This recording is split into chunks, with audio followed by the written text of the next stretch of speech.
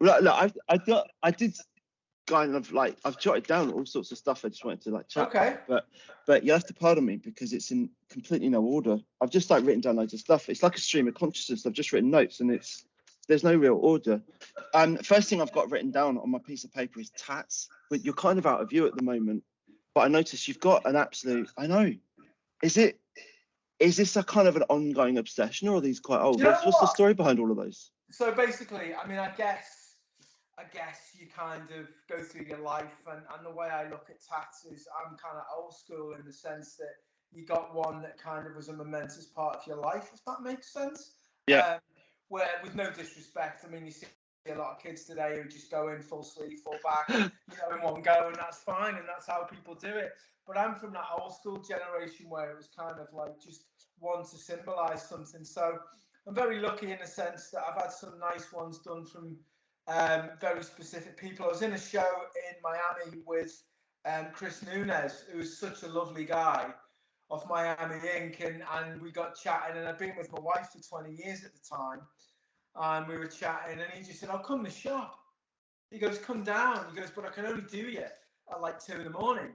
I'm like, "Okay." So anyway, I just sat there from 2 a.m. till like, I think it was 4 or 5, getting that done, which is a silly thing to do because when you're on holiday in Miami and then the next day your hand's like a boxing glove for 2 weeks, it's kind of, I didn't really think it through, but he was amazing and such a nice guy. And then I got that done by Cuban B, which is BJ Betts. He does all kind of like, he's the best in the business with all the script stuff. What does that refer to? I guess it's just about yourself. Right. And kind of, it was kind of a momentous time in my life. Like I'm 15 years sober now. I just decided that I was done. So I basically decided to give all of that stuff up and move on. And that's exactly what I did. And then everything else, my very first one, which is kind of unbeknown to people, is I don't really talk about it, but I used to, like many people, go out in the middle of the night and write on trains. Did you? Yeah, big time. I was going to ask you about that because like you've got, it's clearly a ton of like Americana influence, and you're kind of growing up in the 80s. But I couldn't find anything that talked about like any kind of graff influence. I was going to totally ask you about that. Let's go through it. Talk about it then. That's awesome.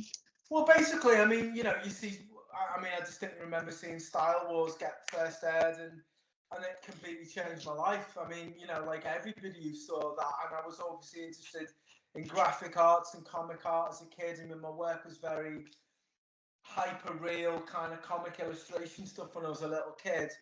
And that's what I was obsessed with, and that's why graff kind of really spoke to me in a way. So it was like taking that graphic element and then, kind of going out and doing that. So for a long time I did that. I mean, I was doing my fine art degree in the day and going out writing at night, but I don't really talk about it. It's the first no, this is awesome. So what's the tag? Is that I mean, that was the first letter of my tag. So what was your tag? I can't tell you because you could be police. Come on. Is there anything still up that you know of? I mean, that's a long time, so maybe not, but... On the Southport to Liverpool Merseyrail line, you never know what could still be there. Awesome. Anyway. But no one knows what, unless you're going to say it, no one knows what to go and look for. No, well, that's, that's in the past, isn't it? So. Oh, okay, fine. All right. Do you ever get caught? Any sort of bust stories getting caught? I tell you, it was close. I mean, we had one event where British Transport Police were around and about, and we actually had to get in the train. So that was one. Another one, I mean, we were clever because we used to like proper camo up and everything, and like you couldn't see us at all. I mean, we were, as I say, like we'd always wear everything black, and we'd have a couple of spotters with us. Couple of times, very close calls, but no, I was very. So it's a whole crew. Yeah, no, never got busted though, so that was good. Is there anyone else in that crew that we'll sort of know about now that have gone on to be really? I can't mention their names either on it. So this is a really dull interview. Isn't there like a kind of a thing in like law that if there's enough time has passed, then you're golden? I don't know. I mean, you know, at the end of the day, if my next interview's from prison, then I probably won't be talking to you. I can't imagine. Come on. So have you I haven't seen, because a lot of people move from that into then street art and murals and that kind of work. But Yeah. like, have you? I haven't seen you doing anything like that. Have I just not seen it, or is that just not a direction you went? No. I mean, the thing is, it's kind of like, you know, I was. How can I explain it? I'm quite a purist in the sense that, you know, when I did my fine art degree, I'm from that, like, as I say, generation where you were actually taught and taught properly. So, you know, I'd have hours and hours of lessons on how to prime canvases, how to kind of, you know, everything from kind of rabbit skin glue right the way through to oil-based primes. It's very dull, but my kind of craft was like that real painting kind of historic kind of knowledge, if that makes sense. So I was just obsessed with that, and I'm still obsessed with that. So it was like, you know, when I work on canvas, I work on Belgian linen, and I work on that because it's like a drum skin, and it's very, very taut, and it has a very fine grain on it. So the point I'm trying to make is, the way my brushes bounce off it, they just don't bounce on a wall. So I immediately kind of was never into taking my work into kind of that street art kind of, you know, taking it out there, because it was just not the same aesthetic and sensation, if that makes sense. It makes perfect sense, because that's kind of what I presumed, but I wasn't sure if they had the timelines in, because the work you do, you can't go out and create that, especially with the materials on the side of a building. But I guess that style's come latterly. So was there any kind of transition where you're writing on trains, you think, oh, let's give this a go, but then actually I'm going to go into my kind of my fine art style? Because some other artists have done that. You look at like Remy Ruff has gone from being like a real graff writer to street, but also will create a ton of fine art and doesn't really label himself in any way. And I just wonder whether there's anything you've done that I've sort of missed. But it would obviously have to be a different style, you know, have a different approach, right? Yeah, I mean, my early work in like John Moore's when I was doing the fine art degree, I mean, there was like, you know, spray paint and stuff on it, but it was like it was always animals, and they were always very bright and very comical, very thick. I mean, the paint was like 3 inches thick in some places. I mean, I guess you could kind of think of like a lot of the Cobra artists like Carol Appel and Jorg, oh my God, I forgot his name, getting old. But anyway, a lot of those Cobra guys, you know, I was very interested in. But then as I really kind of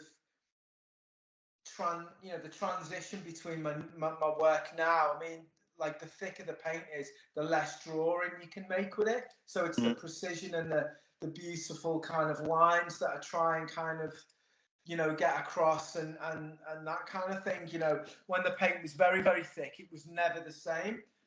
And almost, if I'm self-critical, we're quite clumsy when I look back on it. So you could definitely see my kind of early style. If you saw a piece from like 91, you'd know it was mine, but it would look very different. There's not that I can find any kind of photographic evidence that far, but if I find the earliest things I can find of yours online, it's really evident how thick. It made me think of Cézanne, and I was wondering what kind of, because you think like using the paint to actually kind of construct the object on, it's not just representing it, it's actually constructing the thing on the canvas, because it's so thick. And that was the kind of, that was going to be one of the things I was going to ask you about.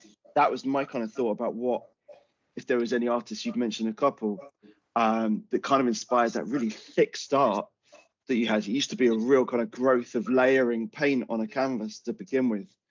I mean, I guess, you know, when I was a kid, like, I mean, what I decided to do when I was studying is every lunchtime I would go down to like the library, and for 3 years, I mean, I was absolute like complete and utter, like the way I used my degree is I was one of the last years where you got your degree paid for, you got a grant, and you also got your rent paid for. Without those things back in the day, I wouldn't have been able to do it.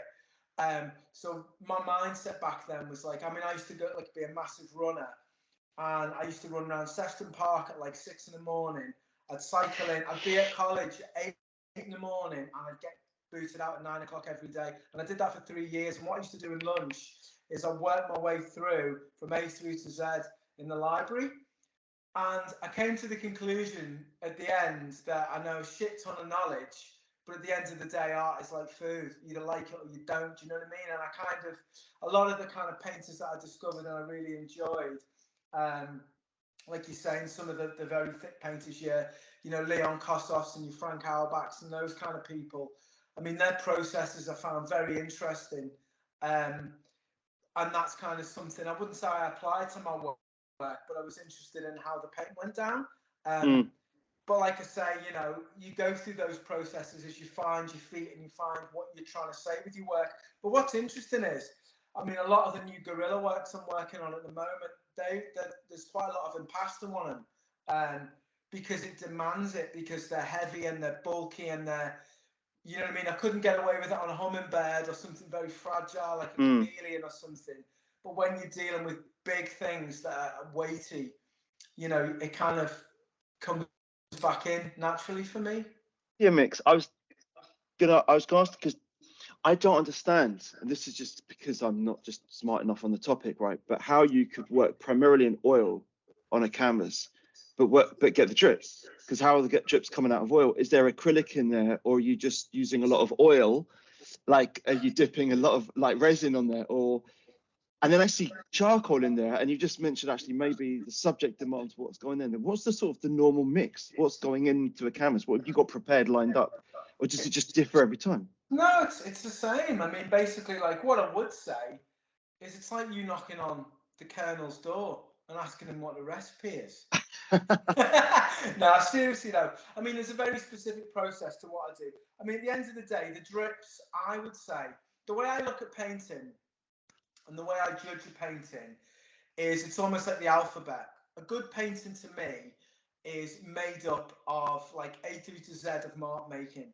And that's how I judge myself. And it's not built up of one thing. Some people think the drips are like, you know, are a kind of vehicle that I use, and you know, it's kind of a false thing. That happens right at the very beginning, and it will also happen like as I'm painting.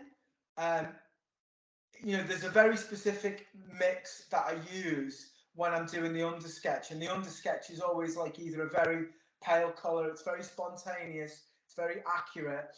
But when I'm starting to add little bits of tone, the drips will occur. And I like the fact it's organic. It's not used as a tool to signify who I am. It's just a part of my process. But basically, I will get some drips as I'm working, but that's more of a control thing. Um, but yeah, I mean, I guess, you know, every single one that I do, I guess the interesting thing for me is the fact that, like I said before, you're dealing with a hummingbird, or you're dealing with a gorilla or a tiger or a great white, you know, it's very easy to take for granted that I'm using oil paint or watercolor. But what my actual job is, I suppose, is to depict these things, um, and depict their characteristics and what makes them them.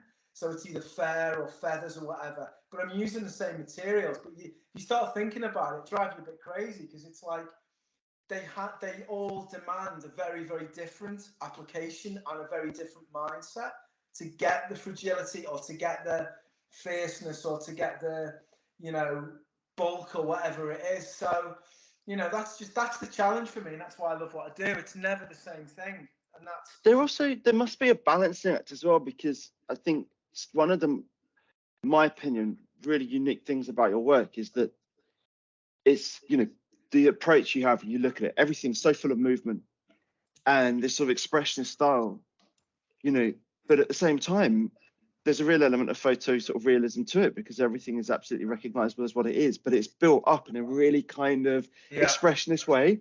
yeah. And I kind of feel like there must be first of all, there must be like a line where you think, I can't go too far, because I also need this to look like the thing.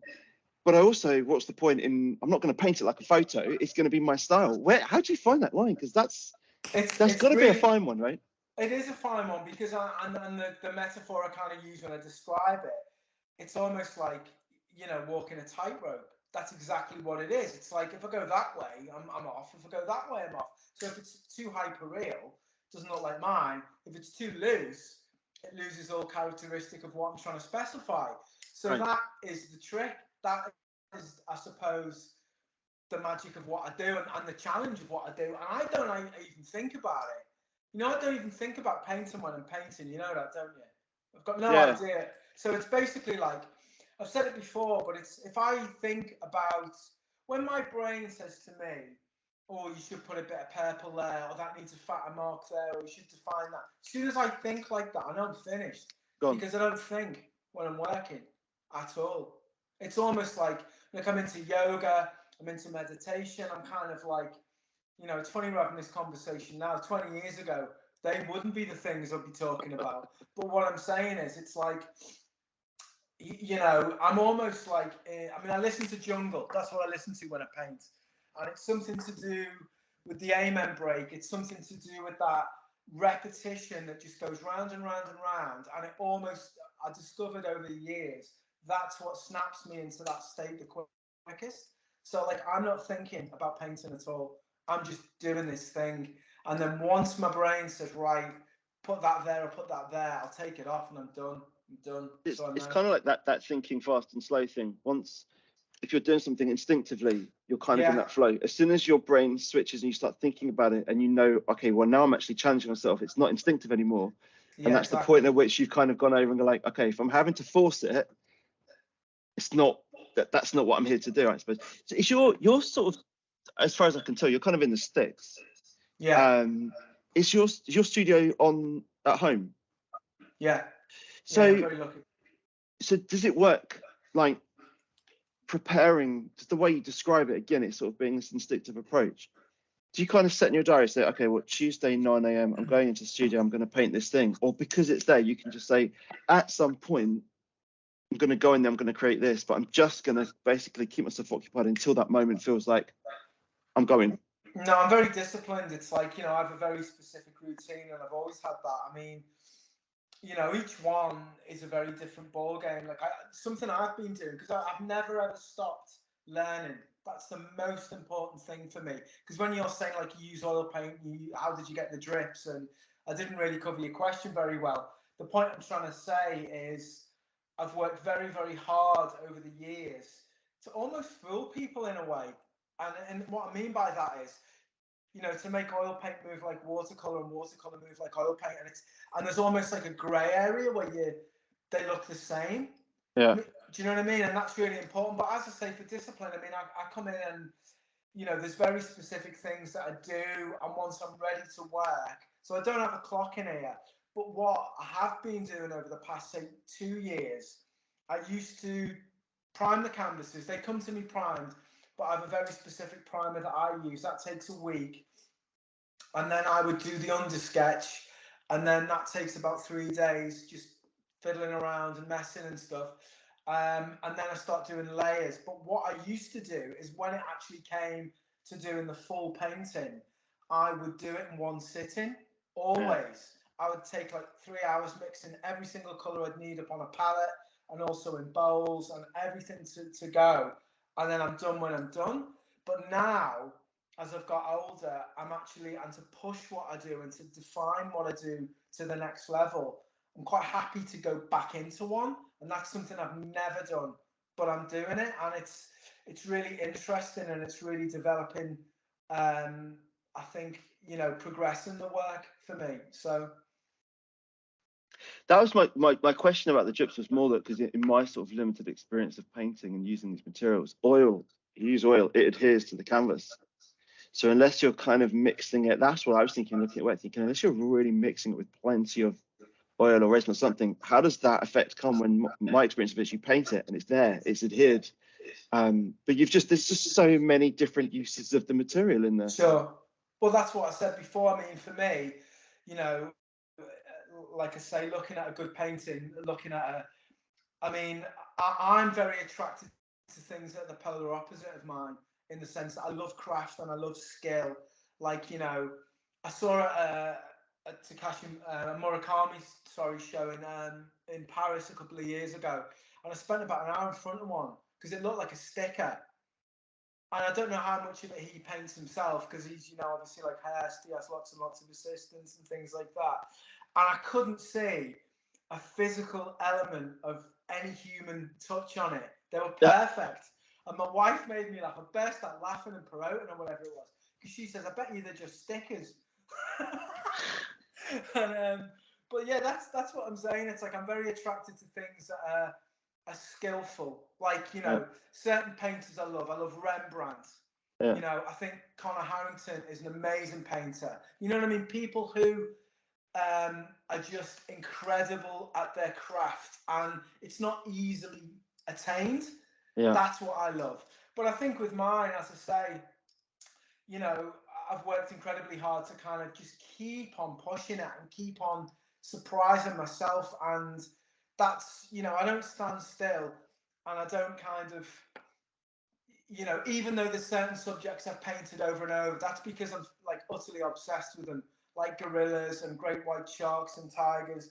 And I'll always return to certain things because I've seen something that has inspired me, or there's just like a glint in an eye or a movement or something. And I think, do you know what? I really need to capture that. So each one is completely different. But if you look at, like, say, a tiger from, like, say, the Natural Selection Show in whenever that was, 2010, I think it was, in London, and you look at the last one, they're like just completely different, and I love that. Do you have like a particular go-to provider for your paint? There's a special particular kind of brand? I mean, like, you know, the paint that I personally use, I use Michael Harden oil paint. I just think the colours are amazing. I love the consistency of it. It's just, I don't know, it's been my go-to. And I personally feel it's the best paint in the world.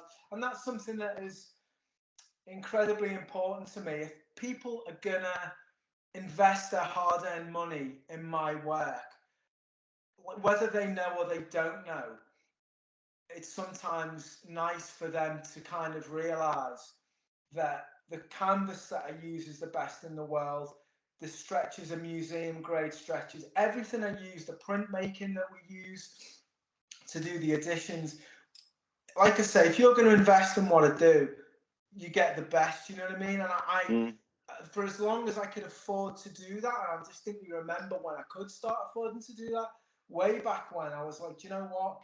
You know, I'm going to do this, and that's what I did, and I think it's incredibly important to me, to be honest. Back when I think it was from that show, that was so I think, was it 2010, something like that? Yeah. I was looking through your work the other day, and I think is it the tiger or is it a leopard?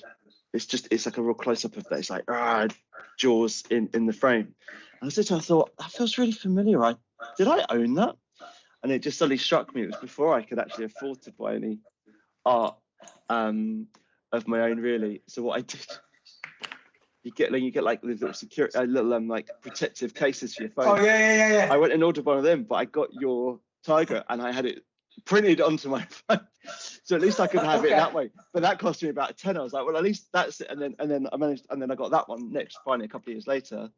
So I had an actual one of my own, but prior to that, I copied a JPEG off the internet and put it onto my phone. Hey Tom, have you got like 600 Tiger iPhone cases behind you there? Yeah, where? So have you got like 600 Tiger iPhone cases? Yeah. Oh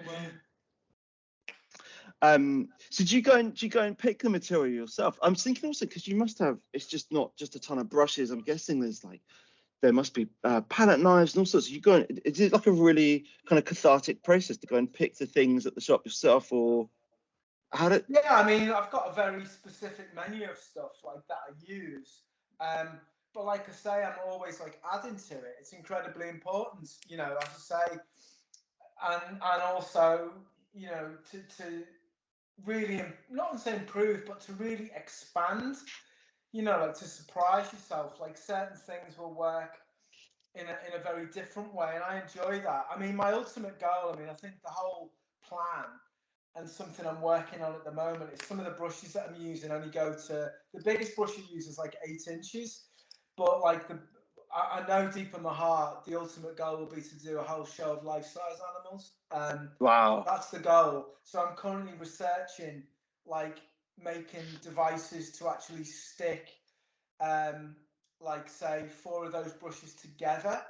So I know in my head it's going to happen, but it's just, you know, when I do it. So Presumably at times you're going to get up so close to your work, you presumably got to step back a bit sometimes just to figure out kind of as a whole what it's looking like. If you're painting like a life-size elephant, for example, how big's your room got to be for that? Well, this is the thing. I'm gonna have to build. I like the saying Jaws. I'm gonna need a bigger boat. You know what I mean? So I'm very lucky and I'm very grateful that my studio at home, the biggest I can get in, due to the balcony, is like I can do like 7 by 8 foot.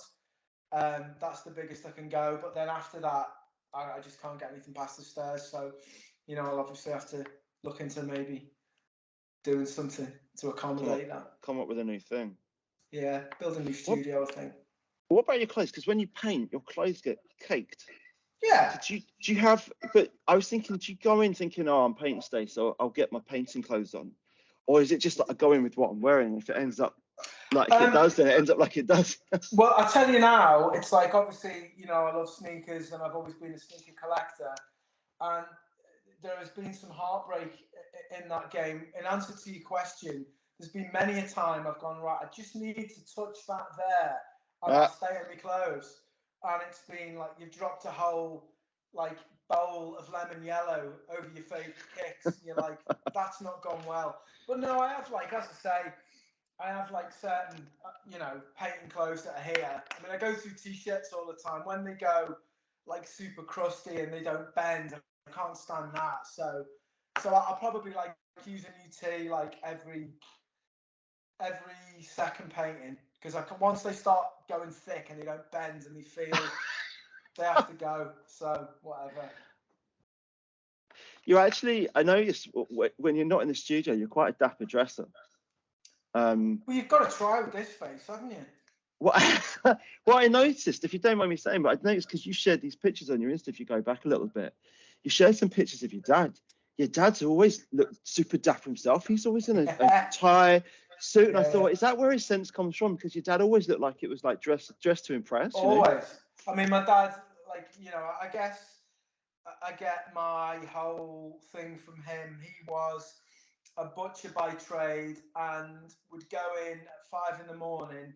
and display his meat in every day. Didn't have to go in at 5 a.m. Shop didn't open till 9. So what are you doing? But he would go in and make his shop, make his display look the best, and it did. And I used to fascinate me, you know what I mean? And then I ended up working for him for a little bit when I was a kid, and you know, and he was a very dapper man, and like, you know, had a lot of health problems, and never ever kind of, you know, lost that fight at all. You know, his mindset right to the end was just like not giving up, and he didn't, and that's where I get mine from, without a doubt. But he was a, you know, jazz drummer by night as well. So Very cool. Yeah. And you both work with animals, but just in slightly different ways. Slightly. So he was a jazz drummer. So you were a pretty serious DJ, right? Yeah.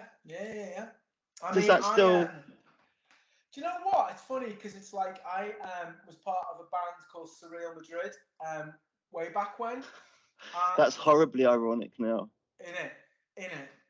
But we ended up like, I mean, I don't know, I was a scratch DJ for a long, long time, and I used to spend, you know, 8 hours a day rehearsing and kind of like, you know, but basically we had a massive album, and I think Sarah Cox's jingle when she was on Radio 1 was one of our tunes. We ended up doing Redmond Leeds and, you know, Benny Cassim and Tea in the Park and everything. We were on like after the Basement Jacks and Benny Cassim. We were quite big at the time. It's mad. Can't remember any of it. But is that official? Basement Jacks supported Surreal Madrid. Well, no, it was kind of like the main band stage, but we were on after them, like, which was crazy because, like, you know, obviously they were big. But when was this? This is like 90s, mid 90s. Yeah. Well, kind of like 2000s, I suppose. Like, okay. Like I say, it's all a bit of a blur. I can tell you that much. But yeah, no, it was an amazing time. But I have to say, I took like 3 years out from painting, and I was like, do you know what? Towards the end, when you've done so many tour buses and you're kind of like people are starting to grate on you, and you're just like, I'm done. And like I had an amazing time. We did things you couldn't believe, and played to lots and lots of people. It was really, really good fun. But towards the end, I'm done. I'm done, because you couldn't really do both at the same time. Like I couldn't paint at the time because I just literally had to stop it because we were on tour and stuff. So literally, after the third year, I'm like, you know what? I'm back to painting, and that's when I did the sneaker series. So. And ruined your trainers. Ugh. You said I told you I'm going to skip about a little bit. Things just pop up into my mind. You said you were talking about always learning. Are all the techniques you use, are they all learned, or would you be able to point to your work and see sort of happy little accidents? Sometimes you do something and think, oh, I didn't mean that. Oh, actually, hold on, that works. Or is everything quite structured and carefully from a learned practice technique? Like I say, it's a very organic process. Like I say, I have very specific things that I'll do when I start. But once I start, like I said before, I'm in that kind of meditative trance state, so it almost takes over and becomes itself. I'm not a painter that will like do a bit and then get a cup of tea and sit there in a chair and look at where I'm up to. Where my old studio was in Liverpool, there was a guy that he spent more time in his chair looking at his painting. I'd walk past him, and I'm just not that guy. Whatever works for you is fine, but I'm like, once I'm in there, and it's like, let's crack on. Till not painting, he's looking. Looking, yeah. What do you do for a living? I'm a looker. Well, my granddad was quite an artist, and he used to teach me. He used to tell me. He said, well, he was talking about drawing. He used to say drawing is 20% on the canvas and 80% looking and thinking. That was his lesson to me. He said if you can't see it, you can't draw it. That was his lesson to me. Maybe he was a tea drinker and a watcher. No, sure. I mean, at the end of the day, like when I came out of university, a really good friend of mine was head of an art college and said, listen, do you want to do a little bit of teaching? And obviously you come out into the big wide world, and it was like, wow, okay, so I need to get a studio, and that's expensive. So how am I going to do that? And it's like, so I did a little bit of teaching for a good few years, part-time, and I loved it. And I don't know, like I still get messages from like students on Insta and everything, and I will throw my hands up and say it's all their work, right? But without a shadow of a doubt, I really connected as a teacher, and we got some of the young kids into like Glasgow School of Art from like A level, which was nuts. And like I say, it was all their work, but I really, really enjoyed it. But yeah, I mean, exactly that. If one of my little things was like, I used to say to people, if you can see what you're working on and what you're working from without moving your head, you're there, you're done. Because it's that fraction of a millisecond. If I'm drawing you and my canvas is there and I'm there and I go back to there, I've forgotten it. I'm making it up. So you need to be able, that's what one of my little catchphrases used to say. You need to be able to see what you're working on and what you're working from without moving your head. And that is 90% of it. So what's your setup? Because obviously you haven't got hummingbirds floating in front of you. Are you working with imagery? Yeah, I mean, I have all kinds of stuff. So once, I mean, obviously, like, as much as I can, I go and see them. Yeah. And I'll spend like, a great deal of time. Like, I've had an amazing privilege. I was at like Damien Aspinall's place, Howlett's, before Christmas, and honestly, like, nobody's been allowed in there. I'm going to do some work with them but that's another conversation. I was able to go in to see the Silverbacks, and nobody's been in there for 2 years with COVID, because obviously they're very similar to us. And Jesus, I got to like spend like the main keepers. Like, I don't know if he's going to come over, but we'll give it a go. And I go in, and this massive guy just bangs his chest. And the keeper basically said to me, you've got to go lower than him. So he goes, you've got to kneel down, squat down. And he's just looking at me right in my eyes. And he was just sizing me up. And then he just sat down. And he's like there. And the keeper was feeding him. But I was like 5 foot away. And it was, honestly, I had like 15 minutes with him, as close as I am to you. And it was just unreal. But it's like, as I say, so it's like I'll go and see the things. And it's all about experience. And then, I'll watch lots of, movies and stuff, like it's all about animation and just kind of, and then it all just, I'm like a sponge, it just all goes in, and then once I'm working, and then it all just kind of pops out as I'm going on, like, so. It sounds terrifying, though. What, the silverback? Yeah. Well, I tell you now, I mean, he basically said something really interesting, like, so, silverbacks are very, very, like, obviously dominant. Anybody who's got like a really high like testosterone level, so like if you get like people who lift weights or firemen go in there for some bizarre reason, he'll just go for the cage, just go for them every time. So anyone who's into like kind of like steroids or anything like that, absolutely on them straight away. So what you spent? I was going to ask you just to talk about it. So that's around a specific project, is it, that's coming up, or? Yeah, I mean, basically, like it was amazing because the one main guy who works there, and literally, like, he saw my work in Enter Gallery in Brighton, and he saw how people were looking at it. It was such a wonderful thing to hear, because he just messaged me and said, Dave, I've just got to get in touch with you, because, like, I've just seen how people have looked at your work, not about the work, how people looked at your work, and he just said, do you want to do something? I'd love to discuss, like, working with you on something. And I went to, like, as I say, to Howlett's, like, and we spent the whole day. And honestly, some of the things he was telling me and what they do, and what is really interesting is the fact that, like, you go to Howlett's and you think it's just a wildlife park, where really that is a facade. Everything is done, and it's all about rehoming everything. It's incredible. And the way that they have their enclosures for their animals, if you don't get to see the animals, that's just the way they do it, because they don't have it in that sense. It's all about the experience for the animal, not the experience for you. And something they're doing, I think it's probably July. They've got 13 elephants, and they're literally just sending the whole lot. They're rehousing the whole lot. They're going to get like a sponsorship, and an Antonov plane's going to take them. But everything they do is about that. So I'm working on a couple of projects at the moment. I'm currently in the whole NFT thing, but my viewpoint on the NFT thing is, like, I want my work from the real world, or my work in the digital world, to help animals in the real world. That's my kind of thing that I'm doing. So it's kind of, we're just dealing with the nitty gritty on who we're going with and which format we're going with. But that's probably going to be the first NFT release, is probably going to be with them. I was going to ask you about that, because someone, your work is so tactile. Yeah.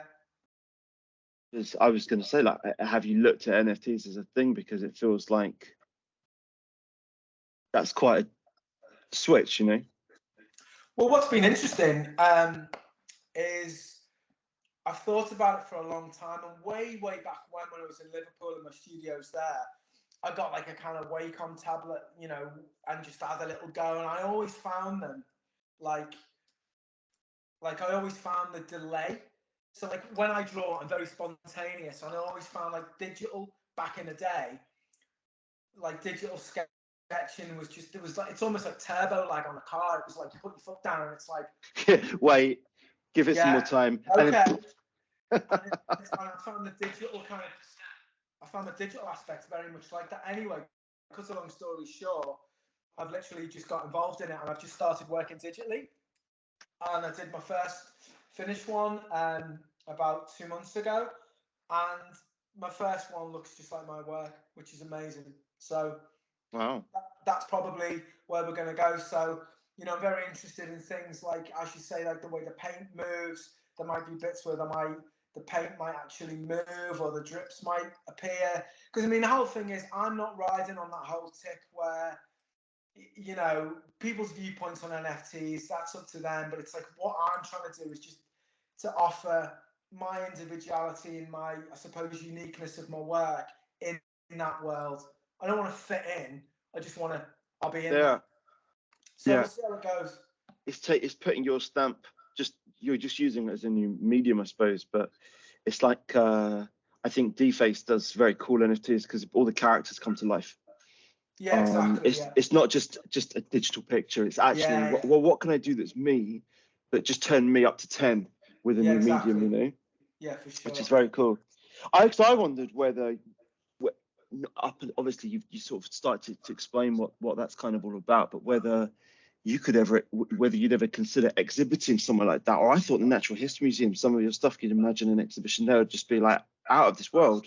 Well, I mean, the thing is before, like, you know, I was working in secret in 2 years on the dinosaurs and having the absolute time of my life doing them. I mean, I'm obsessed with them. I can't tell you. It's like, I've never lost it. I mean, literally, is he in here? Yeah. I mean, you know, from Chester Zoo, like, that's so, like, I would get like 20p when I got to Chester Zoo, and I'd spend my 20p on one of these, and it's like, that's actually mine from back then. You need to hold it up. Your camera's up here. There you go. There's the guy. So yeah, I mean, I was working on the dinosaurs, and we, you know, the whole plan was to get into the Natural History Museum, and kind of, you know, we were reaching out, touching base, and then it just, second lockdown or whichever one it was, booted off again, and it was like, okay. So, but yeah, for sure. I mean, at the end of the day, you know, if my work can kind of raise awareness, because that is the ultimate goal for me. It's not just pretty pictures of animals, and it's like, oh, today I think I'll do a more leopard, or, you know what I mean? It's like, it's for people to purpose, see, right? Of course. And it's like, you know, and something I'm really interested in at the moment is, yeah, okay, hummingbirds are beautiful and they're bright and they're amazing, and it's almost like there's no equality to me. It's like, well, sorry, there is equality. I don't see one has precedence over the other. You know, life is such a precious thing, and something I was really interested in. And whether it was COVID, I don't know. It was like how we all experienced our lack of, you know, families and contact. And, you know, I was watching like these old chimps and gorillas, and just the way they hold each other and they touch each other and they interact, and it just really struck a chord with me.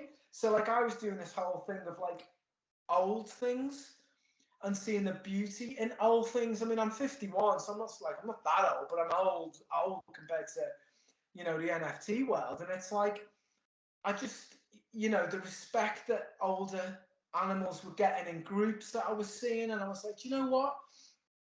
It's not just about the pretty young things or the beautifully bright, I want that on my wall things. It's about seeing the beauty in age and lines and grey. And I just thought, yeah, fuck yeah, I'm doing that. And I did. And I think there's an honesty in there to me. And that's really the ultimate goal with my work. It's like, it's just, you know, I don't want to be a facade of myself. And that's the thing. It's like, it's about producing paintings that are 100% honest from my heart, and that's all I can do, and that's my goal, to be honest.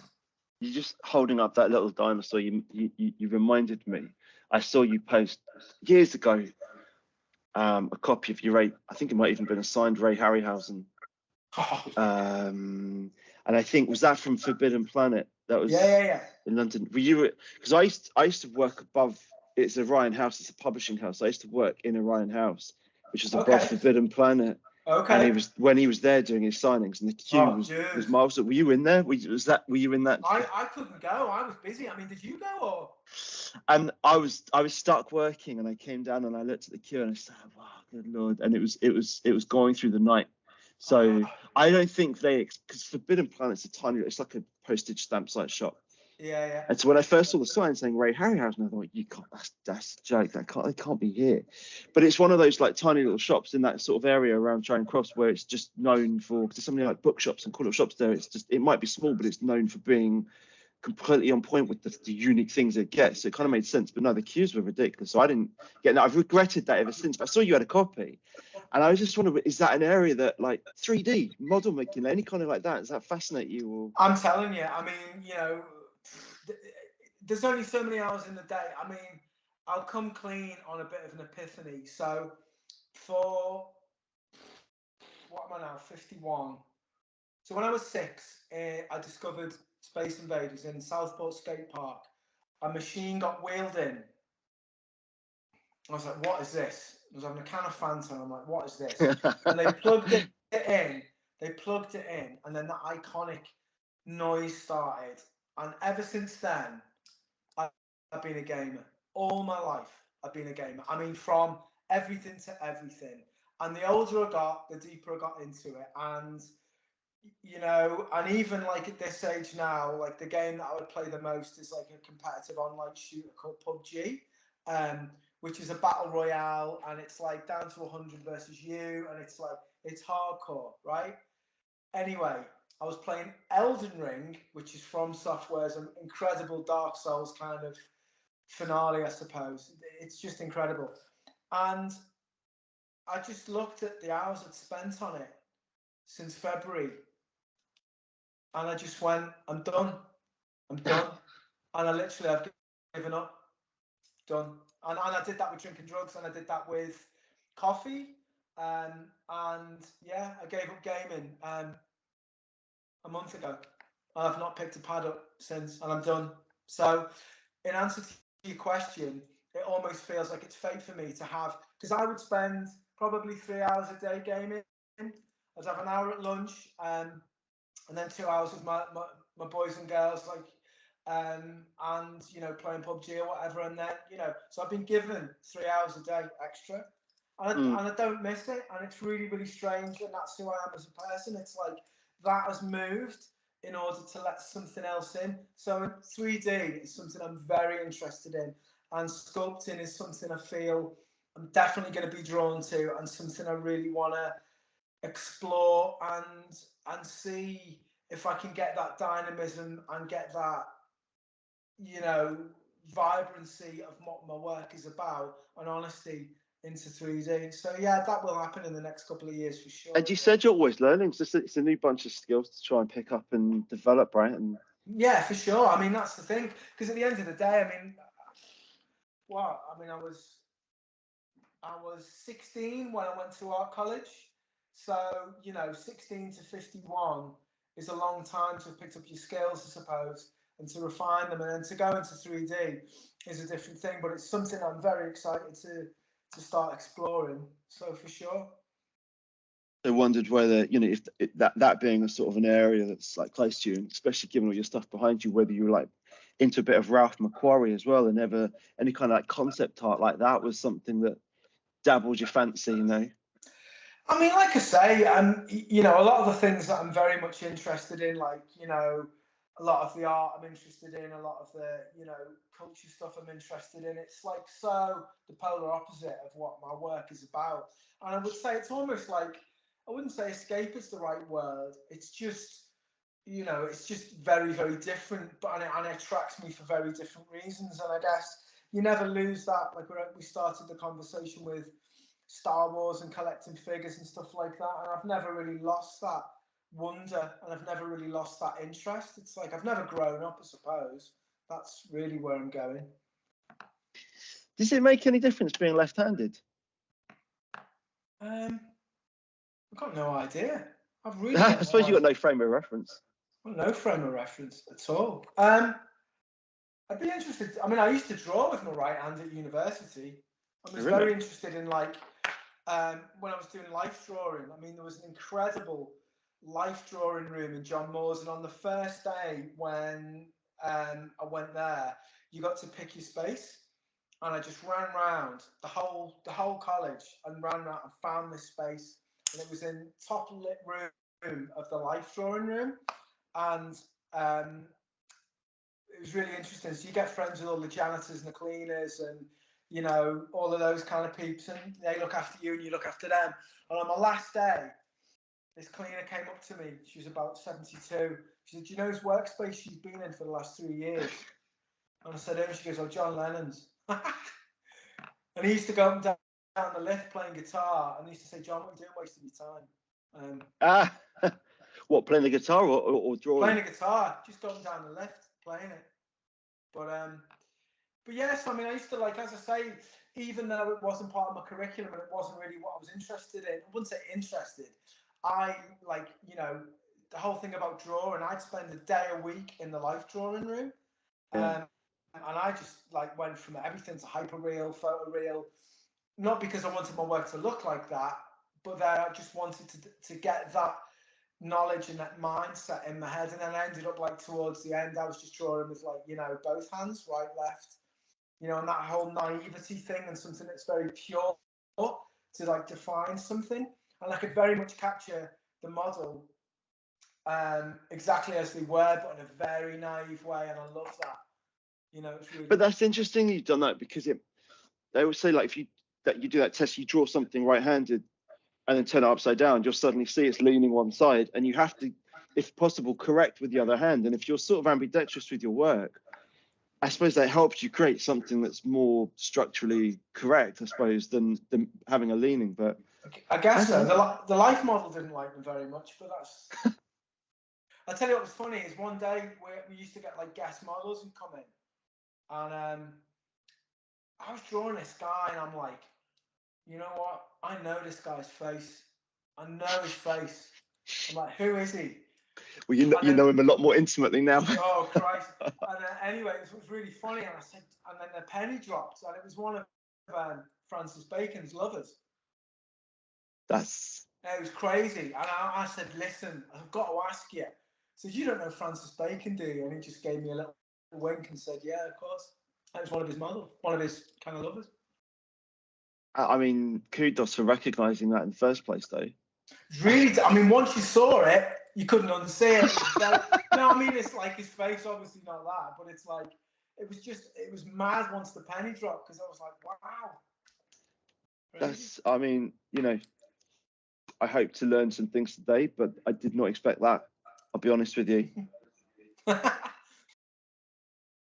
I noticed I have a few little randoms before I can let you go. I noticed and you talked about like a bit of graff earlier. There's a couple you've got. I think it's when you went abroad where you've done a tiny bit of sticker bombing. A tiny bit, but you've got a piece of yours and you've put it up somewhere, and you've got loads of stickers. It looked like in somewhere, a workplace. Was that ever anything you kind of got into as well? I mean, I always get like stickers made. You know, with my work, and you know, it's something I always still love doing. I mean, if I've got a show or something, I'll get a load of stickers made, and I'll just run around wherever the show is and just slap them up. I love it. I mean, honestly, I mean, literally, I used to love it as a kid, and I still love it now. I always slap stickers up. Yeah. Always. Yeah. What else is there from, I guess, 80s is prime cultural influence, I suppose, maybe a touch in the 90s for you. What else is there in your sort of, whether it's homegrown or kind of Americana cultural influence, is there in you that we won't maybe know about, that isn't too obvious? I mean, something I've always been into and like obsessed with is kind of like Japanese remote control cars. You know, they were like poster things for me as a kid because it was so expensive. You know what I mean? You would ask every Christmas, can I have a Tamiya Sand Scorcher? And you'd be like, dream on, son, the 300 quid.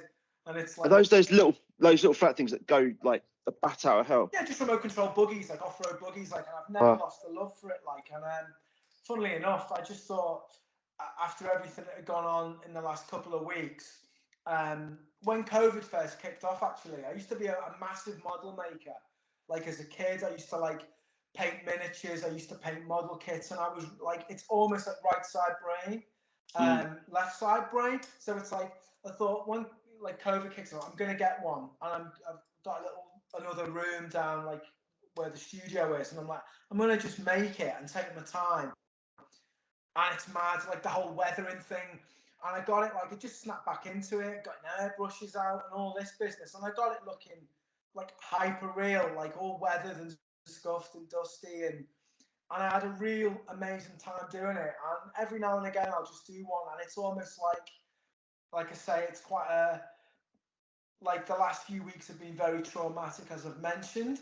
And I almost needed to just go to a place that was just completely switch off, and I did that. So I'm currently making a little Tamiya RC car at the moment, and just painting a little driver at the moment, and he looks hyper real, and I love it. It's really good fun. Seeing that, I wondered if that's, as you say, whether do you need, because you say you're quite an intense worker, do you need those kind of those periods where there's almost like a recovery, like a reparation time before you go back into work, you know? Painting for me, I mean, you know, when I was a kid, I mean, there's probably like still a couple of clips up on YouTube of me painting. I think maybe there's me hand finishing like the 38 Saturday Night Special edition. And then I think there might be like some sneaker pimps videos of me in New York painting when he used to do live painting at this like sneaker pimps tour.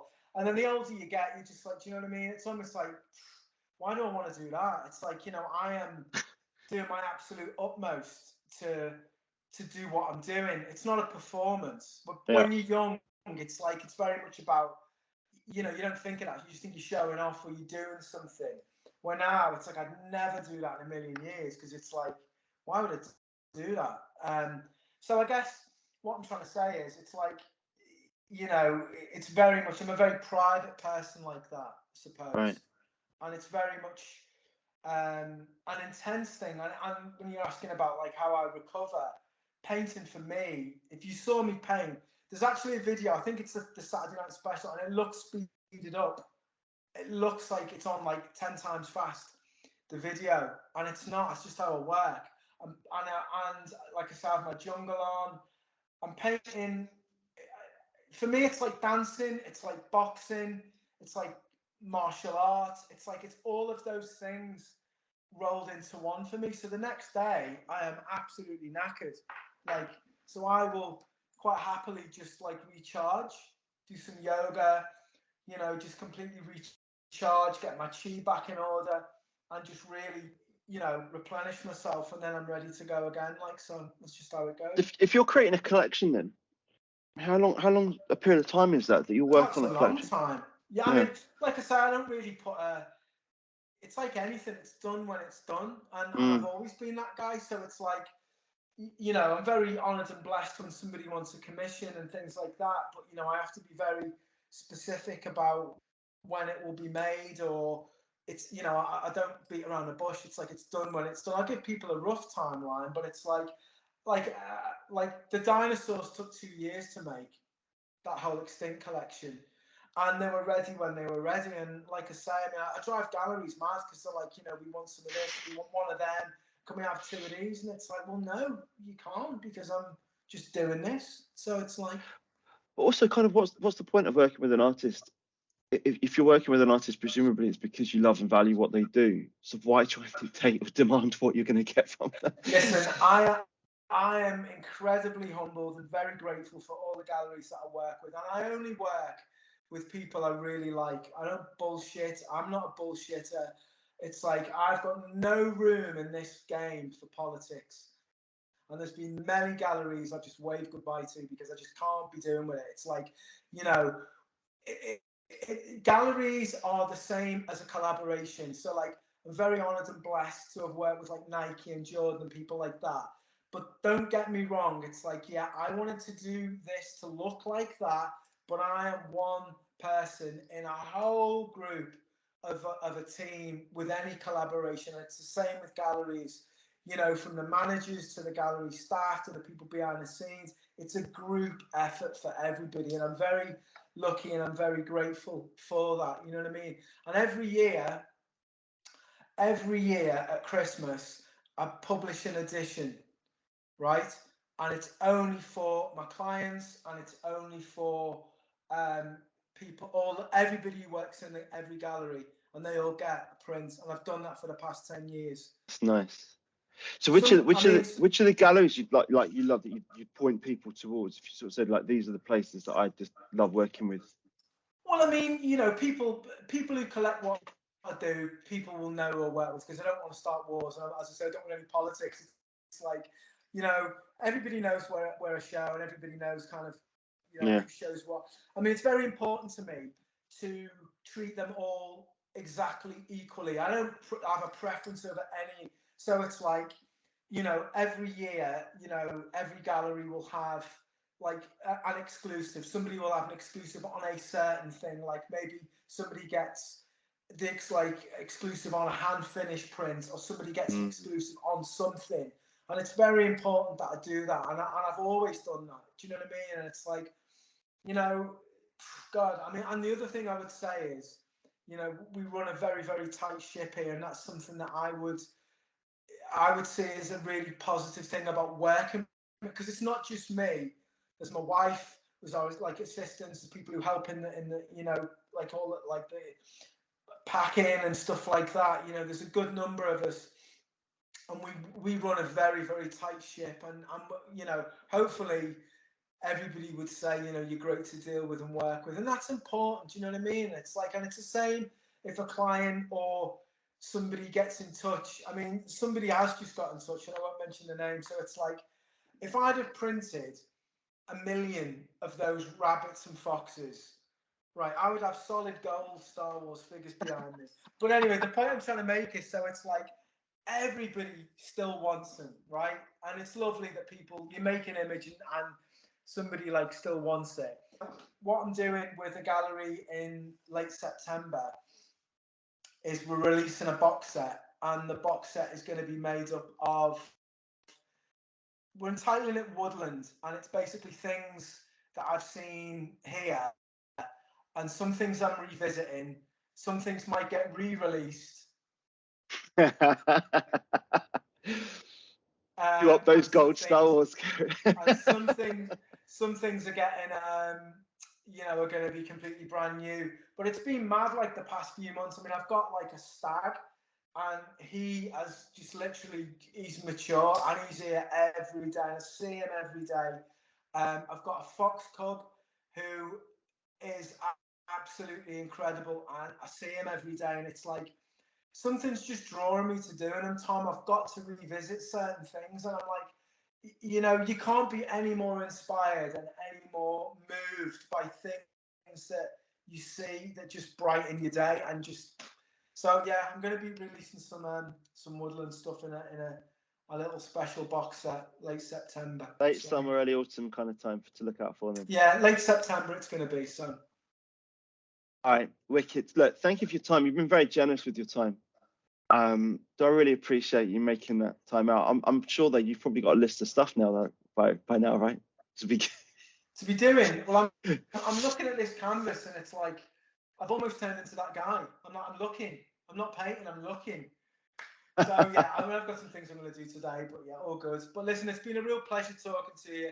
Questions were awesome, and you know, as long as you're not going to show a British Transport Police badge, we're good to go. Yeah, superstar. Thank you so much. Take care. Have a good day. Pleasure. Have a good. See you later. Bye.